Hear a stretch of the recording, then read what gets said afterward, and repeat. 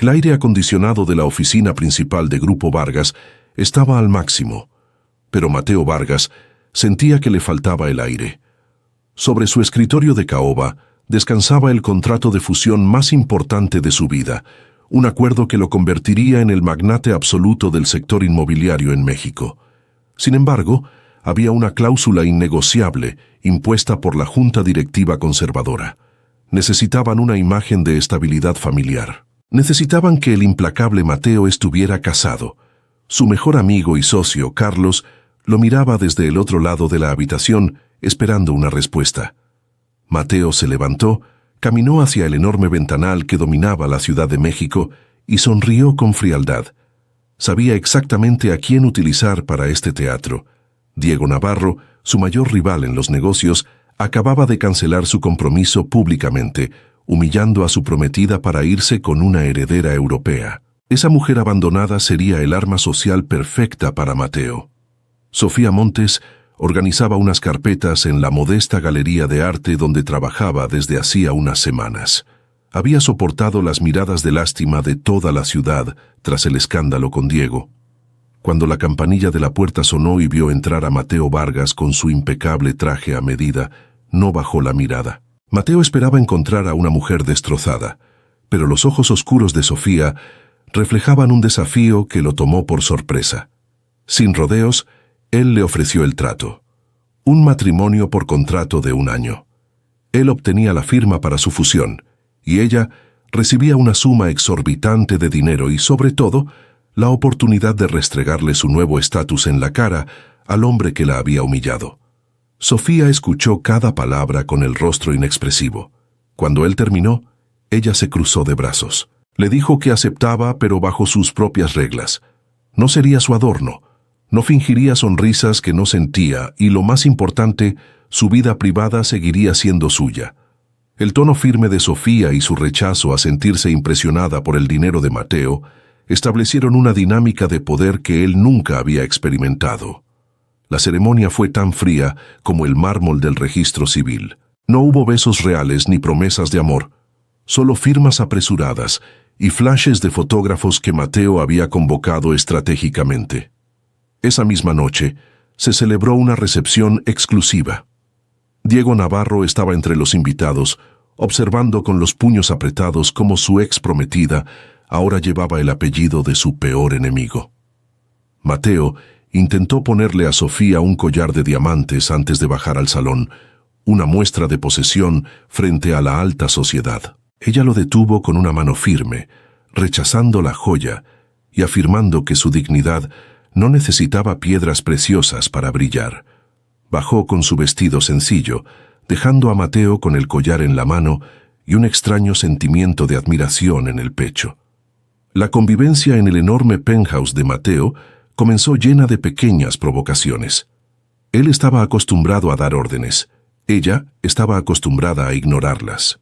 Durante una cena de negocios, Diego Navarro se acercó a su mesa, lanzando comentarios venenosos sobre cómo Sofía era solo un trofeo de segunda mano.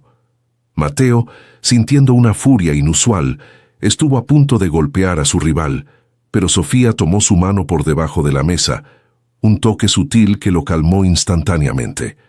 Esa misma semana, Mateo cayó en cama con una fiebre altísima debido al agotamiento. Lejos de ignorarlo o llamar al servicio, Sofía pasó la noche en vela poniéndole paños de agua fría en la frente. No dijeron una sola palabra, pero a la mañana siguiente, cuando Sofía despertó en el sofá, encontró su café preparado exactamente como le gustaba, con un toque de canela, junto a un ramo de sus flores favoritas sin ninguna tarjeta.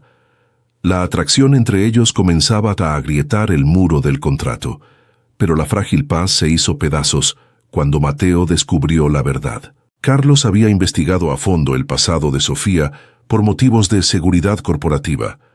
Los documentos cayeron sobre el escritorio de Mateo como una bomba.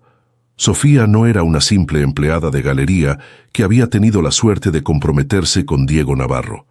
Ella era la única heredera de la familia Montes, una de las fortunas más antiguas del país, la cual había sido arruinada precisamente por las tácticas despiadadas del padre de Mateo años atrás. Sofía había renunciado a lo poco que quedaba de su apellido para vivir en el anonimato.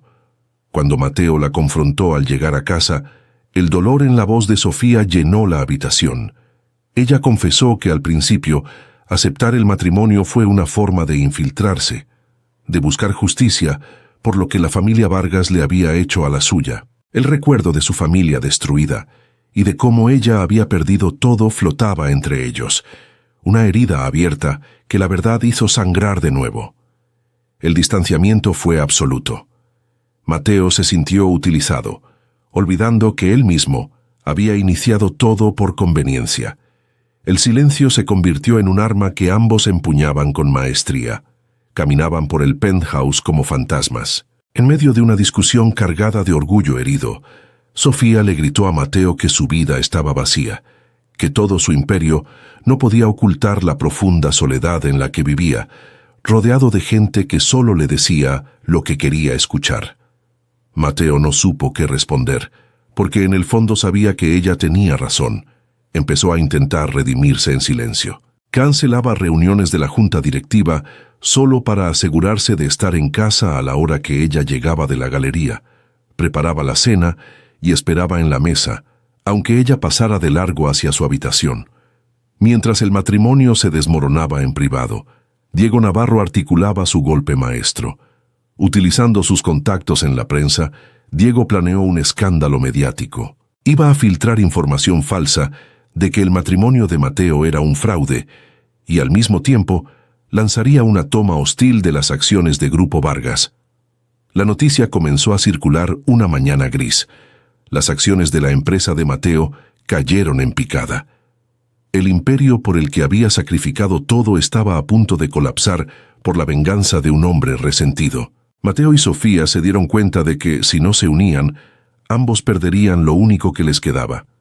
La Junta Anual de Accionistas se celebró en un ambiente de máxima tensión. Diego Navarro subió al podio, sonriendo con arrogancia, listo para presentar los documentos que destituirían a Mateo de su propia empresa. Pero antes de que pudiera hablar, las puertas dobles del salón se abrieron de golpe. Sofía caminó por el pasillo central, pero ya no era la mujer sencilla de la galería. Llevaba un traje sastre impecable y una mirada de acero. Subió al estrado, tomó el micrófono y entregó públicamente un grueso dossier a los directivos. En ese momento, reveló su verdadera identidad como la heredera Montes. Los documentos no solo probaban la legalidad absoluta de su matrimonio con Mateo, sino que mostraban que Sofía había estado comprando silenciosamente la deuda de Industrias Navarro. Con un solo movimiento calculado, ella reveló que ahora poseía la mayoría de las acciones de la empresa de Diego. El salón estalló en murmullos. Diego, pálido y sudoroso, vio cómo los inversores le daban la espalda uno por uno. Fue expulsado de su propia junta, perdiendo todo su poder y credibilidad frente a los ojos de la misma sociedad que antes lo aplaudía. Esa noche, el silencio en el penthouse era diferente. Era un silencio de corazones latiendo a 1000 por hora. Mateo encontró a Sofía mirando la ciudad iluminada. Se acercó lentamente, dejando caer todo su orgullo. Le pidió perdón, no con grandes discursos vacíos, sino mirándola a los ojos y prometiendo reconstruir juntos el legado de la familia Montes. Le confesó que el contrato había dejado de tener sentido desde el momento en que ella lo cuidó aquella noche de fiebre. Fue una declaración sincera, torpe, pero llena de amor real. Sofía, con lágrimas asomándose, finalmente dejó caer sus defensas y aceptó que ella también había dejado de fingir mucho tiempo atrás. Los meses pasaron y la vida de ambos dio un giro completo. Con el apoyo incondicional de Mateo y el capital recuperado de su familia, Sofía fundó su propia firma de consultoría de arte y preservación cultural, dándole a su apellido el prestigio que siempre mereció. Mateo dejó de ser el tiburón corporativo que no dormía, encontrando finalmente la paz en un hogar que ya no se sentía vacío. Caminando juntos por la inauguración de la nueva sede de la empresa de Sofía, se miraron con la complicidad de quienes han sobrevivido a la tormenta y han decidido quedarse bajo el sol. Si esta historia tocó tu corazón y te demostró que el verdadero amor puede nacer incluso en las circunstancias más inesperadas, Compártela con alguien que necesite escuchar un gran relato de superación y romance. Suscríbete al canal para acompañarnos en las próximas historias llenas de emoción y pasión. Nos vemos en la próxima. El despacho de abogados olía a cuero viejo y a pura ambición. Alejandro de la Vega escuchaba la lectura del testamento de su abuelo con la mandíbula apretada. El hombre que había construido el imperio automotriz más grande de México le dejaba todo, pero con una condición que sonaba a una broma de mal gusto. Tenía que casarse en un plazo de 30 días y permanecer en matrimonio durante un año. Si no lo hacía, el control total del corporativo de la Vega pasaría a manos de su madre, doña Elena, una mujer controladora y clasista que ya manejaba los hilos de la familia junto al abogado corrupto de la empresa, Arturo Medina. Alejandro golpeó la mesa de caoba, negándose a ser el títere de su propia madre. Salió de la oficina con una decisión tomada. Esa misma tarde, le ordenó a su confidente y amigo, Ricardo, que publicara un anuncio clasificado muy inusual, buscando una asistente ejecutiva dispuesta a firmar un contrato de confidencialidad absoluto, con una compensación económica fuera de toda proporción. Valeria Ríos terminaba su doble turno en una elegante cafetería de Polanco, sintiendo el cansancio acumulado en cada músculo. Había visto el anuncio en el periódico que alguien dejó olvidado en una de las mesas. El sueldo era exactamente lo que necesitaba para salvar la casa de empeños de su abuelo. Al día siguiente, se presentó en el rascacielos corporativo, esperando una entrevista de trabajo normal.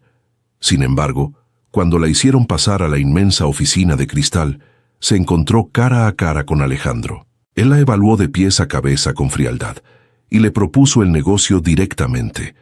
Un matrimonio falso.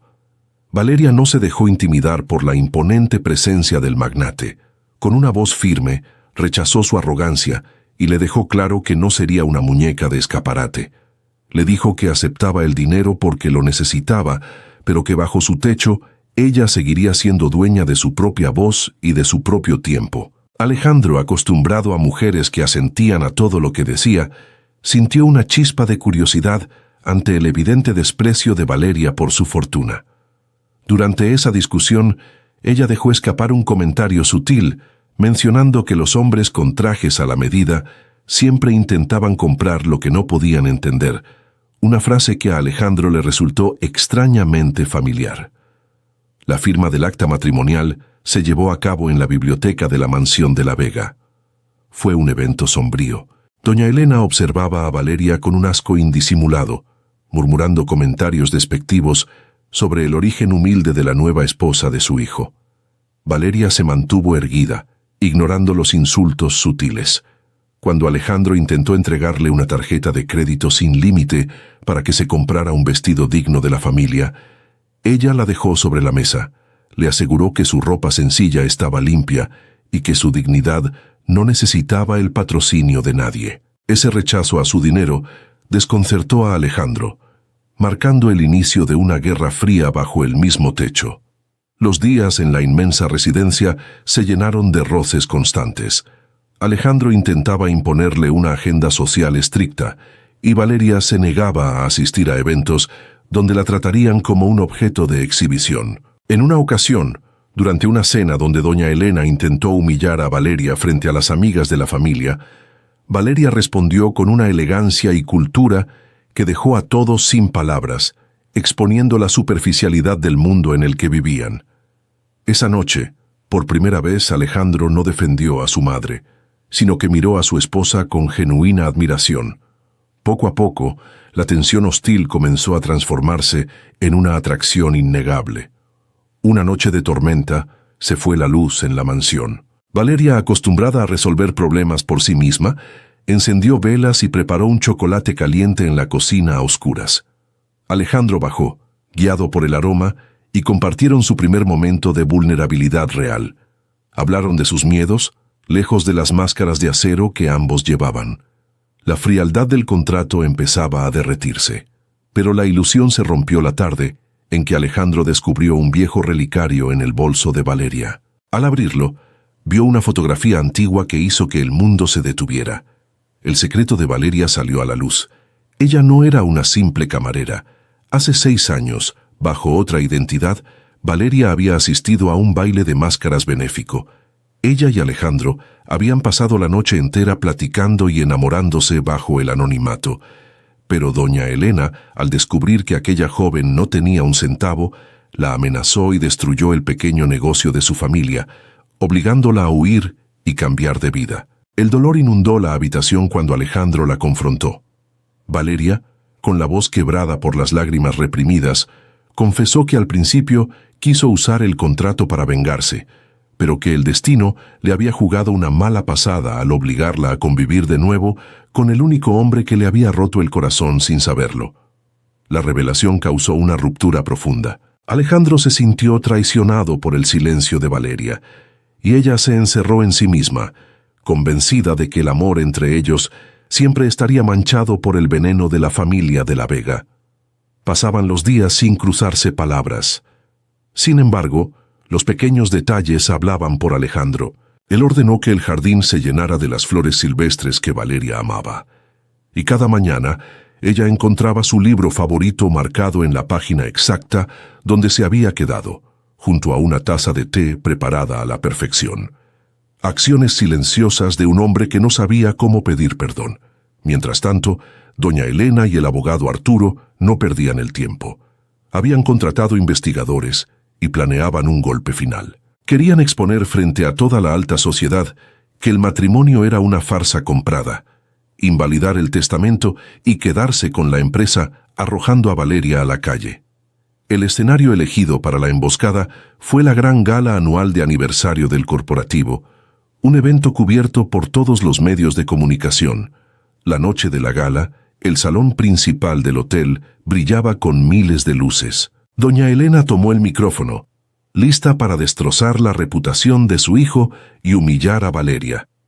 Pero antes de que pudiera pronunciar la primera mentira, las bocinas del salón emitieron un sonido agudo.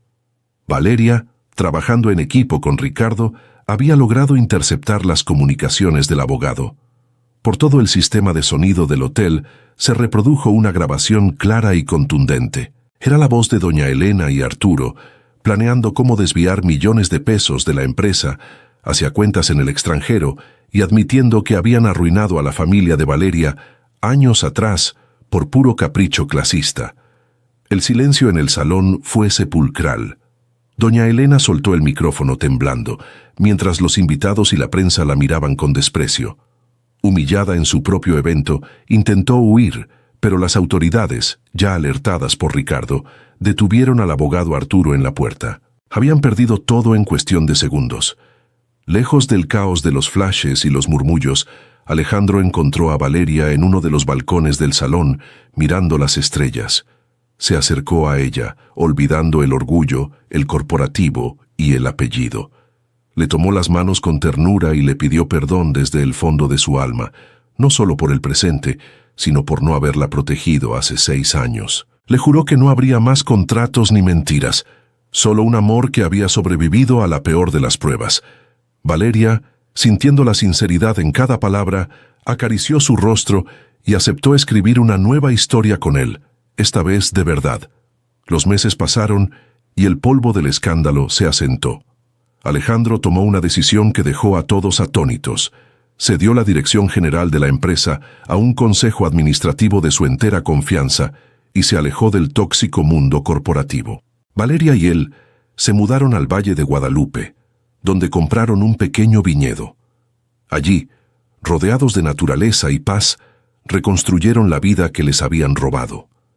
Caminando tomados de la mano entre las vides al atardecer, supieron que habían cambiado un imperio de cristal por algo mucho más valioso, un hogar verdadero.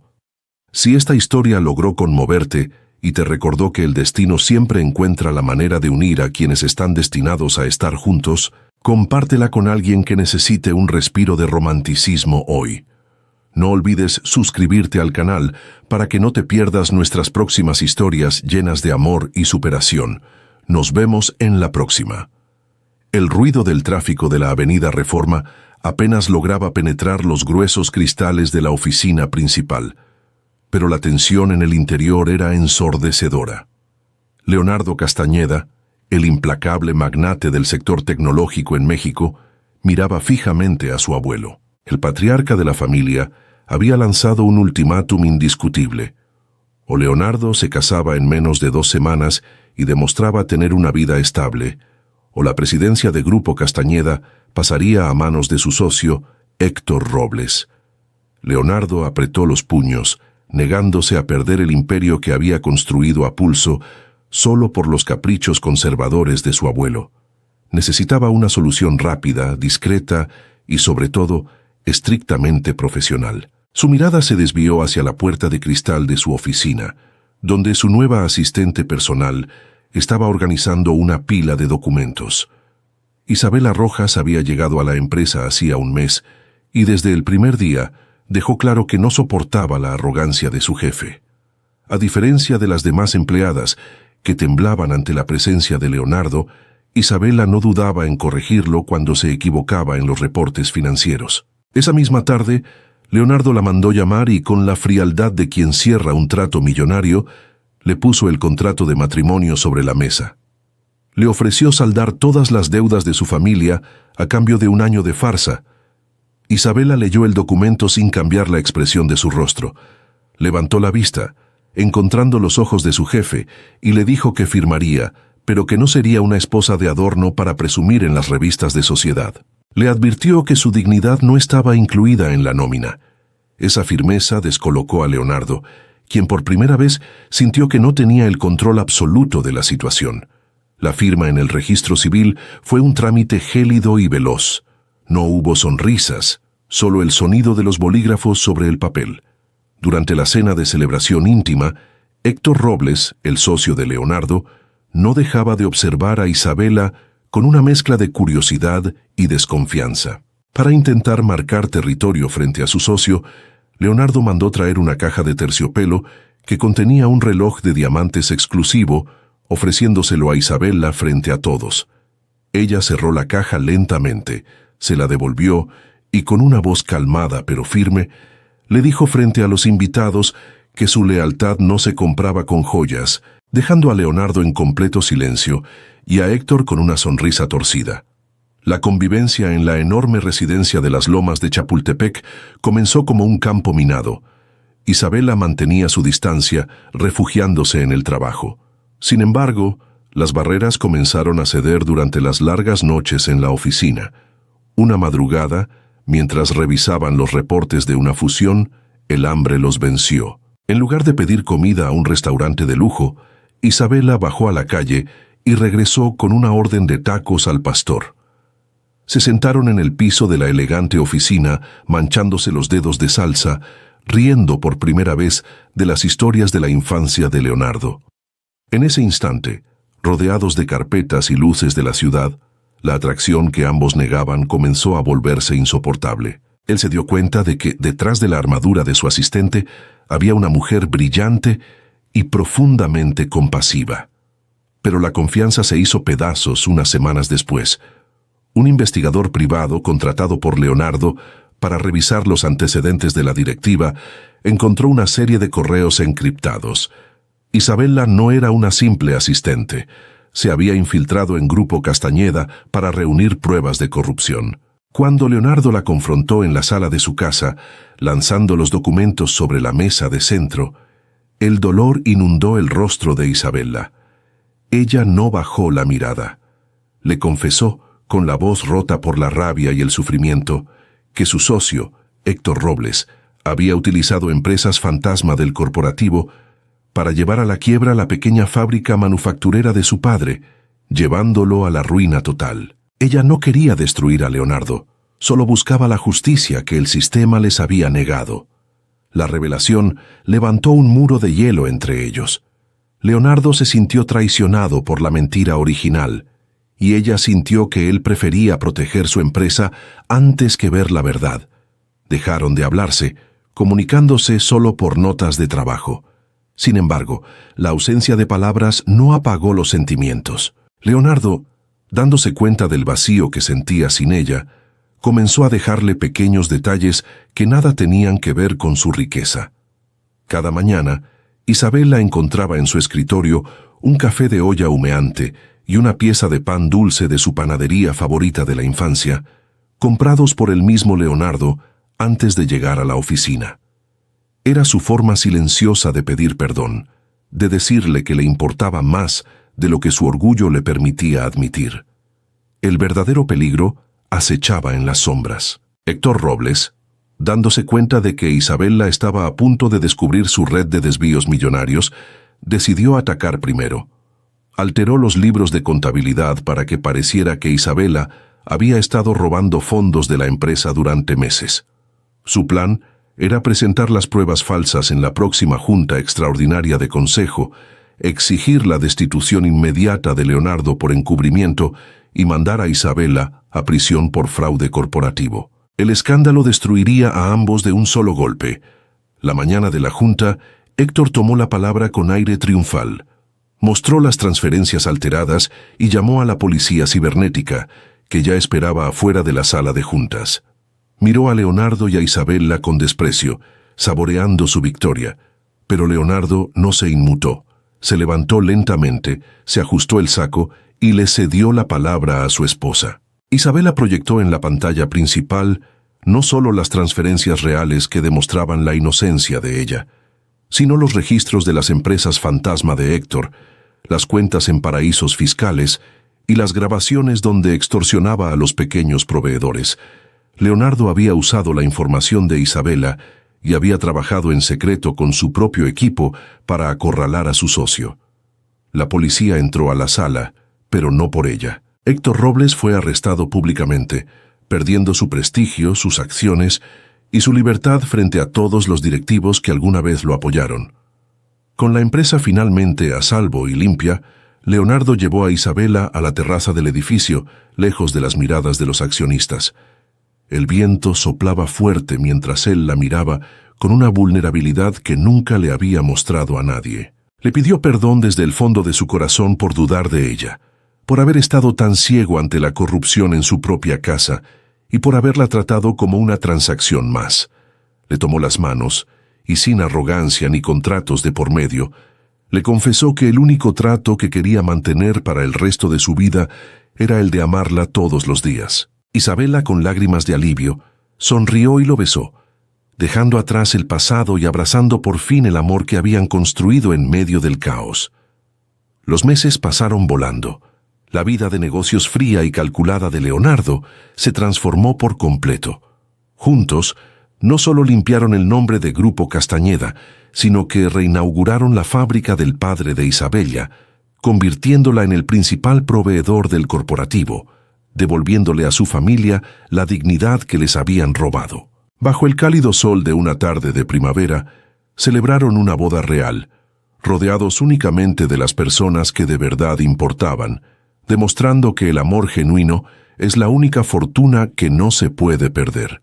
Si esta historia logró atraparte y te recordó que la justicia y el amor siempre encuentran la manera de salir victoriosos, compártela con alguien que necesite un buen relato el día de hoy. No olvides suscribirte al canal para que sigamos compartiendo juntos estas grandes historias de romance y superación. Nos vemos en la próxima. Editar. El infográfico permite comprender la historia de Mateo Vargas y Sofía Montes como una crisis que afecta al cuerpo, la mente, las relaciones y las estructuras de poder. La escena médica más clara ocurre cuando Mateo, agotado por la presión de los negocios, cae en cama con una fiebre muy alta. Aunque no aparece un hospital, Sofía reconoce el riesgo, permanece atenta durante la noche y aplica cuidados básicos para estabilizarlo. Esta secuencia se relaciona con la ruta de atención de la imagen, porque primero se identifica el problema, después se evalúa su gravedad, se controla el peligro inmediato y finalmente se acompaña la recuperación. El episodio demuestra que una emergencia puede revelar sentimientos ocultos. Mateo, acostumbrado a obtenerlo todo mediante dinero y autoridad, descubre un cuidado que no depende de contratos ni intereses. La jerarquía hospitalaria también ayuda a interpretar el mundo de la historia. En un hospital, cada nivel tiene responsabilidades específicas y la coordinación evita errores. En Grupo Vargas sucede algo parecido. Mateo ocupa la posición más alta, Carlos es su colaborador de confianza, La junta directiva controla decisiones estratégicas y los empleados sostienen la operación. Sin embargo, la historia muestra el peligro de confundir autoridad con verdad. Mateo tiene poder económico, pero desconoce las heridas de Sofía y el daño causado por su propia familia. Ella parece ocupar una posición inferior, pero posee la información y la capacidad estratégica necesarias para cambiar el destino de todos. La cadena de mando militar representa disciplina, obediencia y distribución de autoridad. Mateo intenta dirigir su matrimonio con la misma rigidez con la que dirige su empresa. Quiere controlar las reglas, la imagen pública y el comportamiento de Sofía. Ella rechaza ese modelo y demuestra que la autoridad formal no elimina la dignidad personal. En una emergencia hospitalaria, un general puede tener un rango superior, pero no puede sustituir el criterio del equipo médico. De la misma forma, Mateo puede ser dueño de una corporación, pero no tiene autoridad sobre la conciencia, la historia ni los sentimientos de Sofía. La sección psicológica explica el conflicto emocional de los protagonistas. Sofía carga con el trauma de haber perdido el patrimonio familiar, con la humillación provocada por Diego y con el miedo de volver a confiar. Mateo vive bajo estrés constante, depende del control para sentirse seguro y esconde una profunda soledad detrás de su riqueza. Cuando ambos descubren sus verdaderas intenciones, aparecen la culpa, la rabia, la sensación de traición y el silencio defensivo. Son respuestas propias de una crisis emocional en la que las personas reaccionan desde el miedo antes que desde la razón. El liderazgo sereno aparece cuando Sofía evita que Mateo golpee a Diego y cuando entra a la junta de accionistas para presentar pruebas. Ella no vence mediante violencia, sino con preparación, estrategia y precisión. Mateo también evoluciona cuando deja de imponer su voluntad, reconoce sus errores y acepta reconstruir el legado de los Montes. La empatía es la lección central. Sofía cuida a Mateo cuando está enfermo y ese gesto humaniza a un hombre que creía que todo podía comprarse. Después, Mateo aprende a escuchar el dolor de Sofía y entiende que reparar el daño exige acciones reales. Así, el infográfico resume la transformación de la historia. La comunicación evita el caos, la jerarquía debe organizar y no humillar. La preparación permite enfrentar una crisis y la empatía convierte una alianza falsa en una relación verdadera.